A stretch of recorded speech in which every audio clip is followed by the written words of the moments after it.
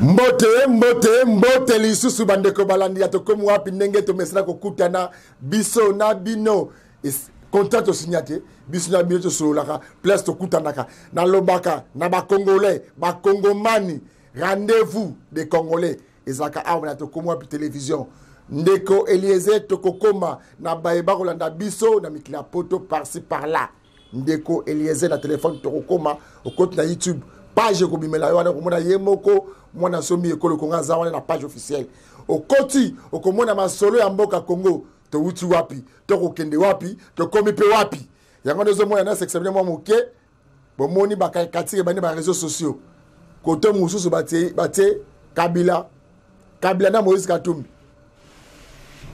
Martin Fayulu na Matata Mponi Félix Tshisekedi na Kamere 1-1 match qui nul toujours. Vous avez dit que c'est ça. Ils ont mettre dans le Congo. Relique ya Lumumba. Cérémonie officielle et salamaki mukolo ya lobby. Bakundi côté musu bat babinaki. Mais to ko senga na Alingete. Alingete, mais c'est Alingete. Bob Sek ya Lumumba. Et mbongo combien? Nani place wa kiango et salipe nini? Et tikalipe combien? Mbongo yango salipe nini? Tozo biso ba Congolais. To ba Congomani to linto yeba mbongo ya Sek ya Lumumba et bimaki combien monter et bimaki ça combien et ça li penini mbongo nyose sili to ndambo tikali il faut pas sabiso moi o relater biso histoire ya mbongo wana dossier relique Lumumba mbongo nyose sili to ezali nani pas zwa ki yango service nini etikali combien masolo ba mboka bazo ngaba tala ndé ngwana na yeli boso na bino pour la cabine milulu ya kafu le 9 juillet oyo eza jour ya anniversaire ya mbotama ya nani mbotama ya nini mbotama pe ya nini lisusu mbotama ya lisanga munene oyo esangisaka ba congolais averti oui bana somi ekolo Congo o batelemaka ko bunda pona mboka na biso Congo baza ko militer mbula na mbula ko bunda pona mboka na biso Congo ezali banani bola nanga be na bokebi na eli bosu na bino pona bisa bino ke ezala bandeko Alliance des démocrates chrétiens du Congo ALDEC parti munene o ekamba makana autorité morale princesse Adèle Maïna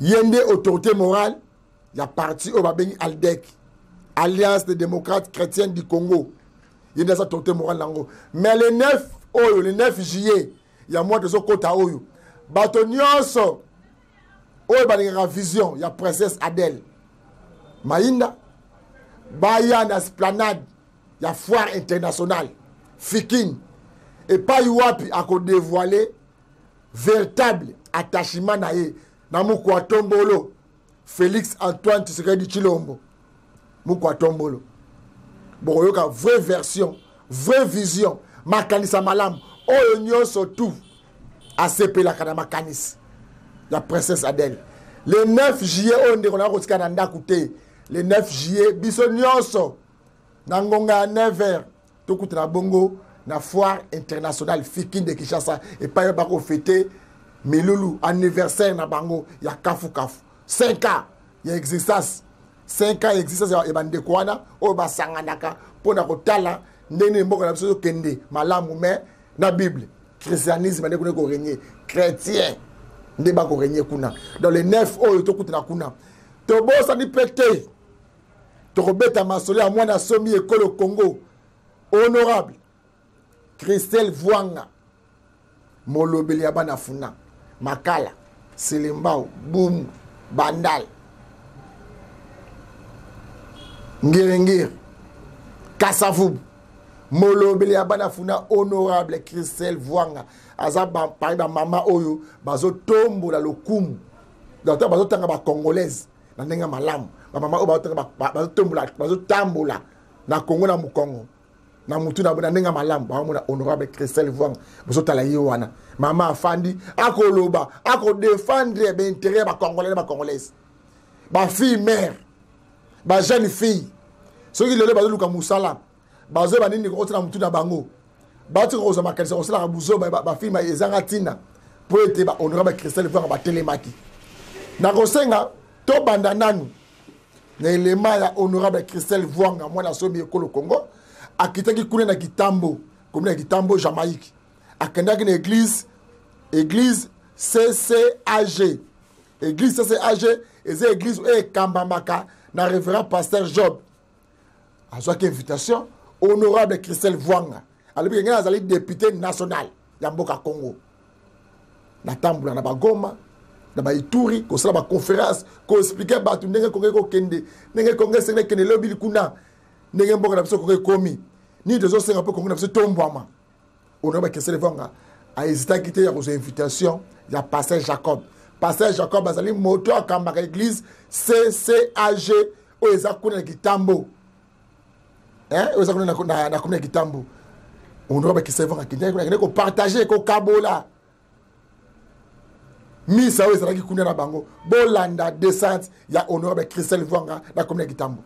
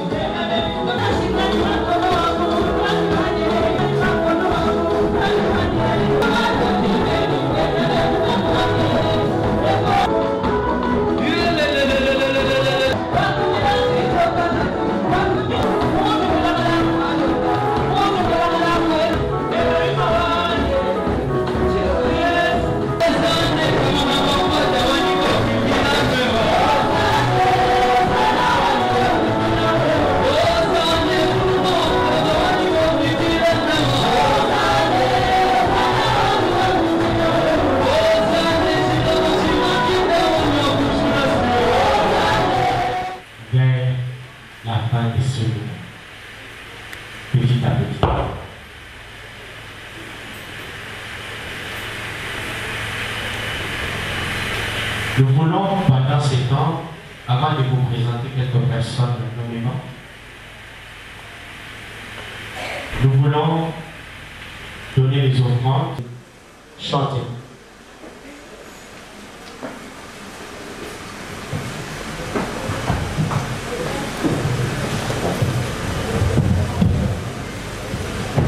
Shalom, shalom.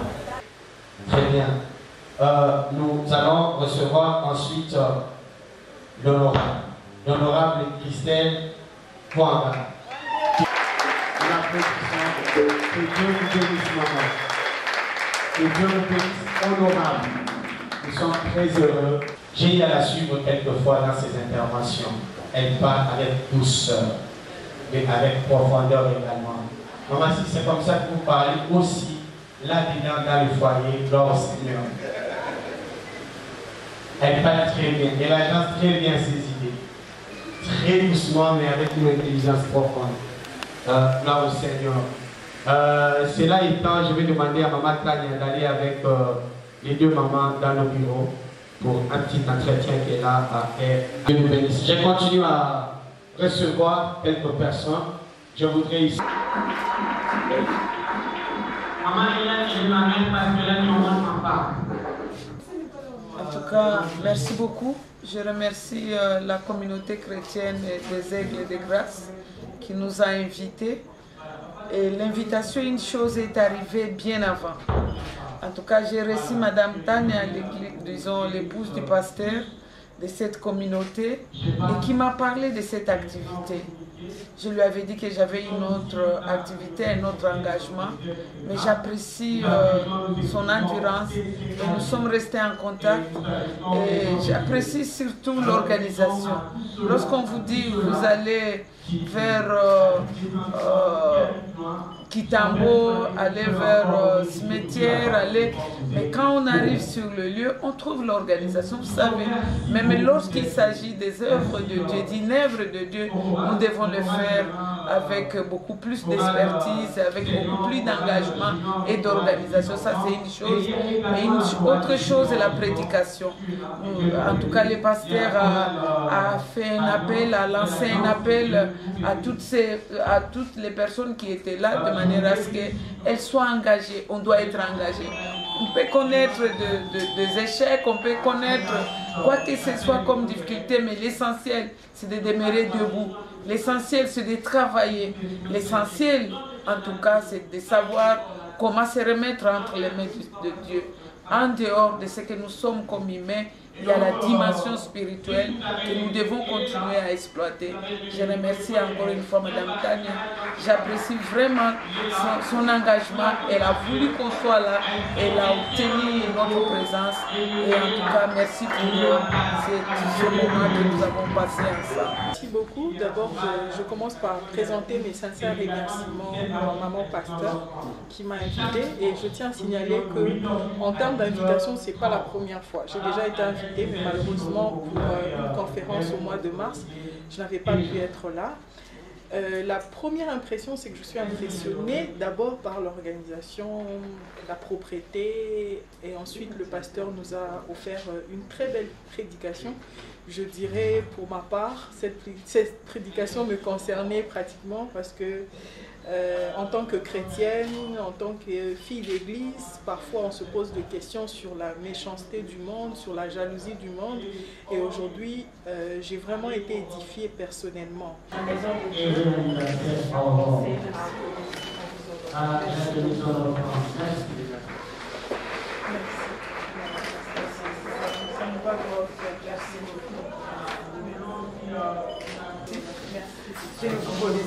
Je ne connaissais pas les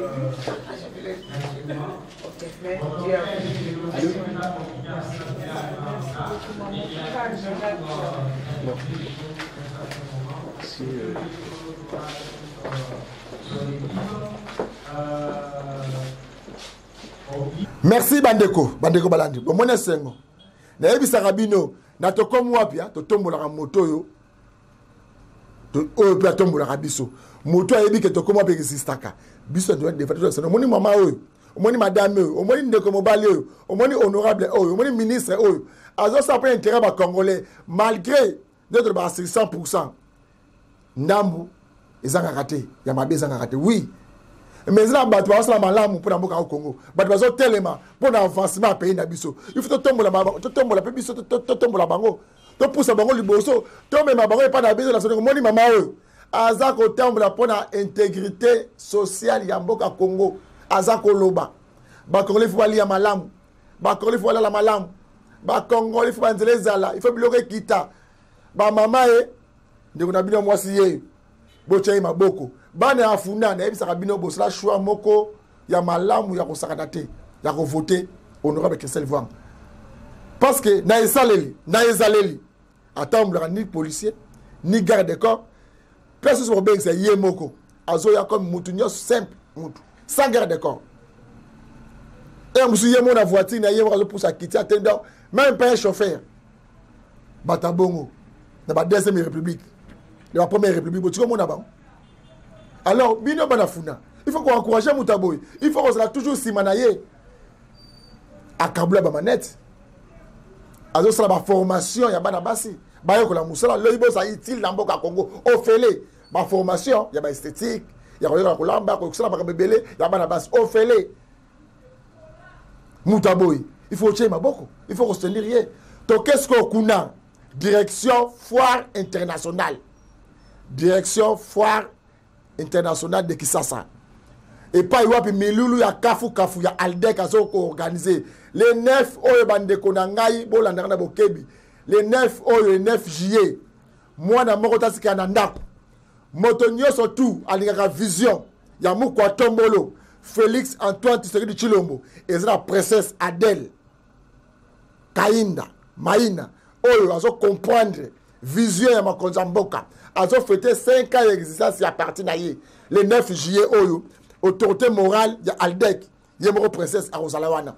Boya koyoka vraie vision, moutou azo incarné vision ya union sacrée. Ya mouko tombolo Félix Antoine Tshisekedi Tshilombo.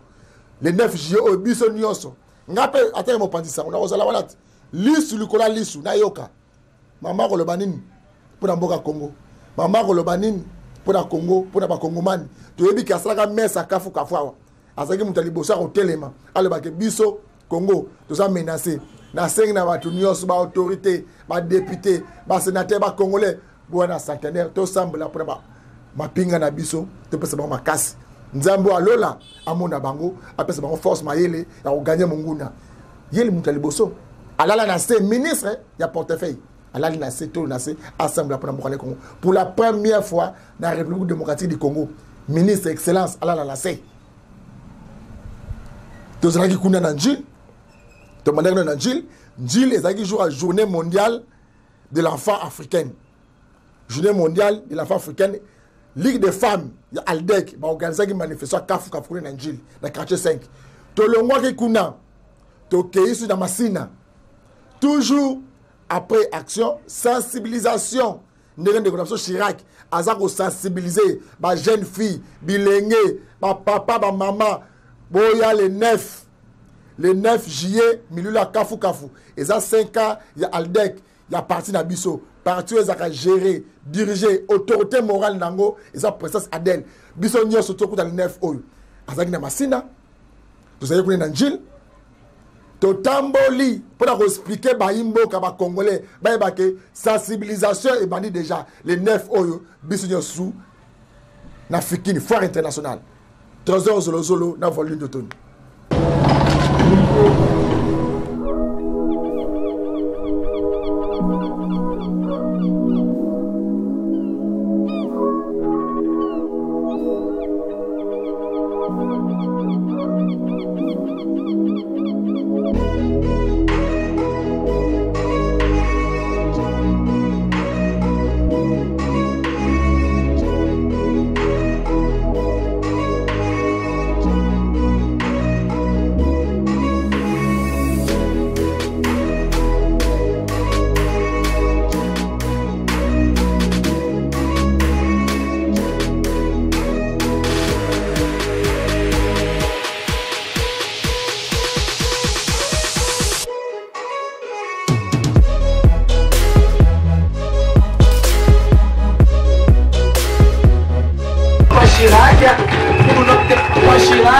Lorsqu'il s'élève, vous acclamez.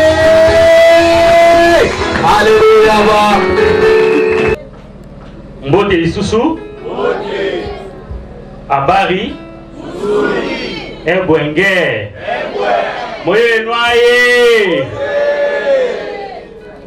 Avant toute chose, vous voyez que Mboka Nabiso est agressé, vous voyez bien. La bosenga na biso to telema 1 minute de silence. Na 1 minute de silence wana. Biblia yebisi biso ete Nzambe ayoka kape ayanola kalosambo ya juste. Na 1 minute wana dans le silence yebisa Nzambe nini olingi asala pona mboka oyo. 1 minute de silence.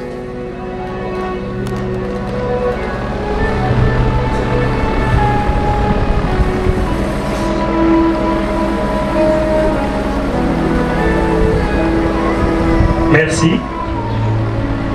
Amen. Tokoki Bubanda. Merci. Na bato oyo bayambi biso nesika oyo. Tomoni bilenge oyo biso lelo toye. Bilenge bazali awa. Bana bazali awa. Eza pona bana, pona lobi ya mboka na biso nde biso toye. Totelemi Ecclesia Aldec bana tobeta maboko tobete la bango maboko biso nyonso Ecclesia Aldec njini totelemi bana totelemi ba mama totelema tobeta maboko. Merci. Tobandi journée à lelo ezali journée mondiale ya mwana ya Afrika, c'est-à-dire les enfants africains, le monde ezali ko se souvenir na bango lelo. Mais Angoana ADEC, Ligue des femmes, ba maman, ba lobiete tokoki kolekisa mokolo boete esengeli to sangana, to communier, to sepelana bana na biso. Mais ezali kaka ko sangana ko sepelate, mais boye ba ete ezali interpellation. Interpellation d'abord à l'endroit des parents. Baboti. Les losoki bana bazali ko beba ezali pour la négligence ya papa na ba maman. Journée oyo ezala journée moko ya interpellation toye ba kozwa ba responsabilité na biso lokola bilenge. Pardon, plutôt lokola ba parents. Toyokani? Yami bele, yami bale ezali pour attirer curiosité ya bana. Bana baye baete baza ba responsable na bango moko te. Kasi bazali na bato esengeli lokola Bible elobi enfants obéissez à vos parents. Bana boyo kaka oyo tolobaka eza pona bolamu na bino. Mboka oyo lobi ekokambama na bino. Soki boyoki biso ekozala poete lobi na bino ezala malamu. ALDEC fonde son action sur la famille. Soki famille et baby mboka pesa nini et baby. Yango moni ALDEC alobi nanzela ya Ligue des femmes ya njili parce que il s'agit de njili tokotika mokolo oyo boete sengeni interpellation et salema à tous les niveaux. C'est-à-dire et pas ya ba papa, et pas ya ba maman, et pas ya bana. Toyokani nalandi maman oyazali chargé na makambo etali ecclesia. Alobi éducation ezali na libota. Azana raison. Alobi éducation ezali na ecclesia. Azana raison. Alobi éducation ezali na kelasi oto bengaka instruction. Kelasi ezali ko former mwana akoma moto. Azana raison. Mais bobo sani eloko mususu. Éducation mususu bana balokotaka na nzela. Yango nde ezali kama na lopoto wabengaka éducation diffuse. Lelo bana so bazokoma bakuluna, c'est parce que bazolokota na nzela. Yango wana esengel na biso baboti. Lokola ALDEC azali ko fonder action na ye sur la famille. Esengel na biso to sala makasi éducation ya ndaku eleka makasi éducation ya ecclesia eleka makasi éducation ya kelasi oto bengi instruction eleka makasi soki yango eleki makasi etelemi makasi éducation ya nzela ekozala de nil et de sans effet. C'est très important. En tout cas nalingaki na encourager biso bisika nyonso tozali to négliger mabota na biso te. Papa soko komela ngoi, pardon, abo mela ngoi longola nanu ya mama na bana. Ale mela ngoi na yo. Toyokani ba papa. Mama soko kolamka 5 heures. Rassure-toi que oye sengeli na bana bazwa po bakende kelasi esi ezali. Toboyi mombongo na yo te, toboyi musala na yo te, kasi yeba ete retraite na yo ya vie ekoya. Tango kokoma mpaka retraite na yo na vie ekoya. Eza bana oyo oboti nde bako assurer retraite na yo.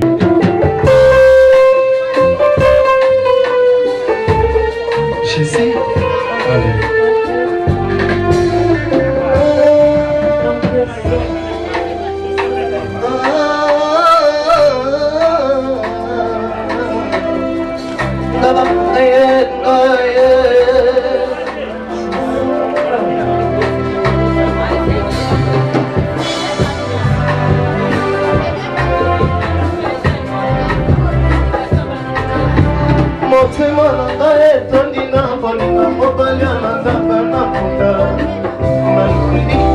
Mobiba Nalobaka bilemba bonamu Yesu alimi Naleli kimia koma moninga nanga Kamiso rezo mutana te Na Kongo Basela kinga na sistema na vidasyon Nzoka kitema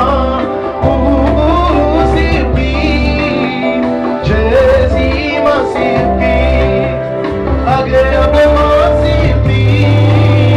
Vous voyez que l'ALDEC d'abord c'est la famille. Parce que la famille est la cellule de base de la société. Et on a voulu profiter parce que Niki Baye Bakate, que journée mondiale, il y a Bana, il y a Africa, et Zalaka. Alors on a voulu profiter de sensibiliser les parents à la responsabilité pour l'éducation et Bana, et puis pour interpeller Bana que Bayoka, Bayoka, parents Bayoka, c'est très important, puisque les lois sont les lobby est cause à la banque. Alors ALDEC ne pouvait pas passer outre réalité à l'élo. Nous avons communié na bana, nous communié pena ba parents, ensemble nous avons de sorte que famille et réussir mission na yango et beaucoup plus pour l'amboka na biso.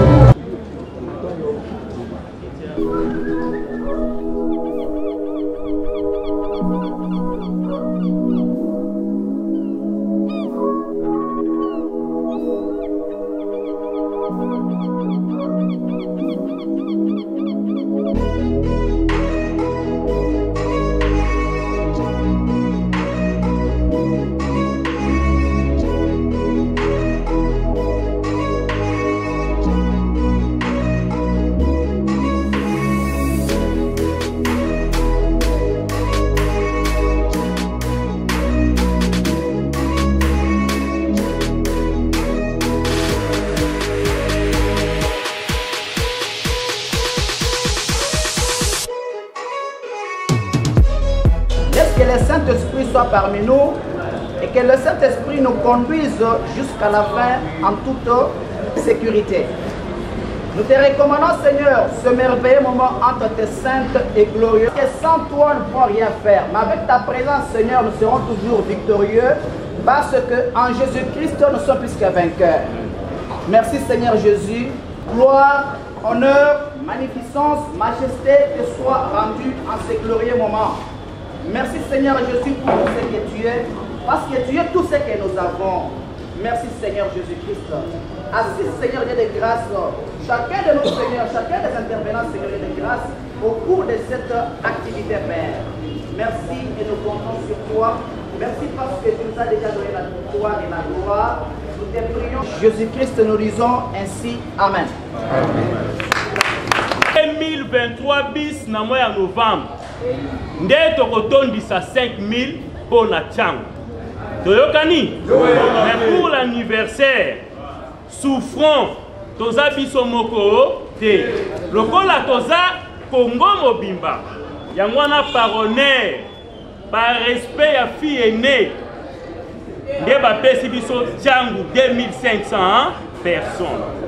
Alors, le 9 na été bakaboli bakota commune na commune cellule par cellule bazana kota na bango eza bongo te nde na sengi na biso jour wana to lakisa ete base nde makambo ngalingi na yoka jour wana to lakisa nde ke base nde makambo base nde makambo toyokani base nde makambo esengeli totondisa esika wana.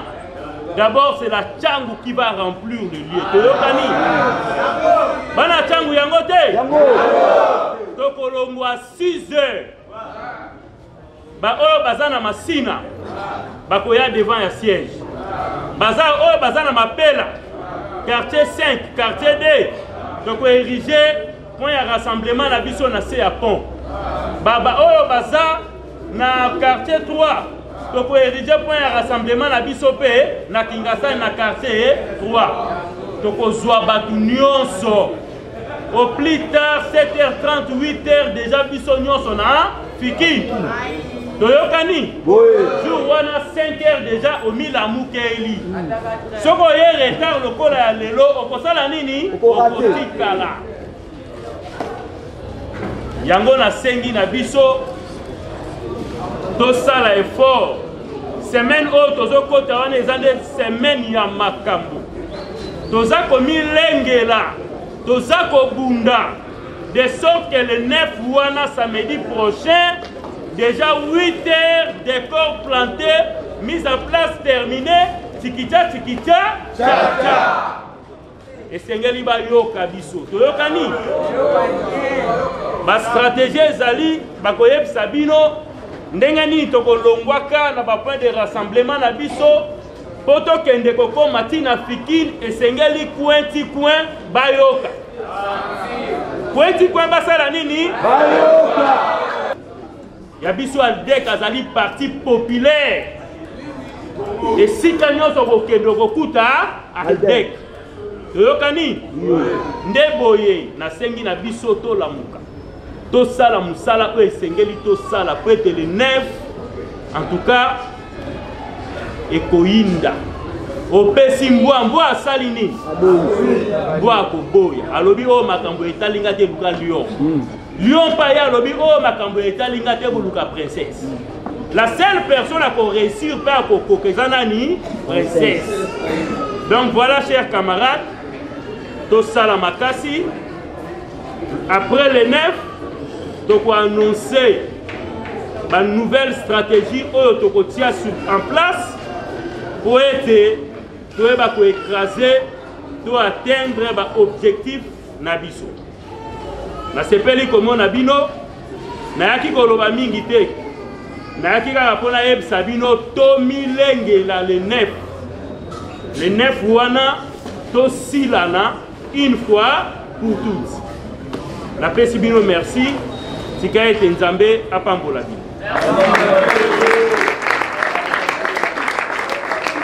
Aldec, ciao bien sûr, Akita na terrain, on a Itaki na bino semaine passée, nous avons continué au Kita, on a sensibilisé par rapport à 5 ans, il y a l'anniversaire, il y a Aldec. Donc ce n'est que normal. Et nous avons aussi honoré notre équipe. Parce que tout ça, vous avez tout ça, la continuité à l'élite politique qui voulait bien Congo. Voilà. C'est quand il y a les gens africains, dans ce plan-là, il y a africain. C'est là où se tiendra la manifestation. Et vous allez samedi prochain, samedi 9 juillet, dès que vous en allez là. Donc on fait ça par stratégie. Nous avons un média. La stratégie la plus sur le terrain, tout le monde a posé pour assister, il y a pour fêter l'Aldec à Koya, mais nous parlons d'abord Aldec. Donc on dans les 9. Les 9 la personne appropriée, il y a pour dévoiler le message de l'Essengé, c'est bien Excellence Princesse Adèle Kaïna Maïna, autorité morale à terre. Mais tout ce que nous pouvons à notre niveau, c'est de sensibiliser à nos camarades et de tout prendre part à la grande fête des 5 ans à terre. C'est ça l'essentiel. Merci Bandeko Balandi Atokomwa Pitokombo na Sukate. Tokombo na Sukate. Boyoka Kabongwa, Bakongomani. Batunyesu Bakwaya na Fumukimbangu. Ngape na Zapani Bakwaya. Ba descendant batu bazo kwai na fumu batu bakwaka toujours na fumu kimbangu parce que yende aza sauver ya biso ba indo olingo lingate okozonga na ba professeur fumu kimbangu to comme na suka émission na biso mais il faut bandela mokolo ale to le blaki nini to le blaki descente ya honorable Christelle Vanga neka kitaya kuna na kitambo koso la ba kongomani azwa ki invitation munene ya révérend pasteur Jacob aza pasteur o akambaka église CCAG. Exactement na kitambo. Na yebisa kabine honorable Christelle Vanga yebisa kabana funa. Na ressemble na bino. Kolela na bino. Na fête pe na resepela na bino. Da o nyosu bino bokosala peuple ngana za sima na bino. Boka sa te za député za likona bino te ngai na za mona musa na bino. Weza maloba honorable Christelle Vanga nga lobaka. Et pas ya bande konae ba kongomani. naza mona musala na bino bobo ya kate bo hésiter ya kobenga ngai ya kopesa ngai ba doléance na bino nga naza molobelti na ko memanga ko na assemblée nationale te ba ko traiter yango pour être kimia social sécurité ya bino ba congolais zonga to lebi makambu ya le 9 juillet oyo parti munene oyo ekambama na autorité morale nango princesse Adèle Kayinda parti na ezali Aldec ezala manifestation à Kafu manifestation à Kafu et ko sala ma mokolo le 9 juillet na foire internationale 9h ba yimboka ba nyos ba lingaka vraie vision ma konzamboka union sacrée muko atombolo ye mokonde initiateur autorité morale princesse Adèle passe na Sewana boya to kuta le 9 biso nyos na kata fikine to so la boka muto azo incarner vision ya mokonzamboka incarnation direct ya chef de l'état boyo kama kambo bimana magé bazo ko fêter 5 ans ya parti ya lisanga ya ba congolais o ba sangana pona ko luka développement ya boka Congo ba ko fêter 5 ans anniversaire na bango mais boyo kama kamoni ko ba place wana nazo senga ne ba congolais solo de père et de mère boya bon comprendre que ezala ba maman o bazo incarner la vraie vision ya chef de l'état tika te kimia fu mbangu ezala maboti na bino to kuta mo komalopi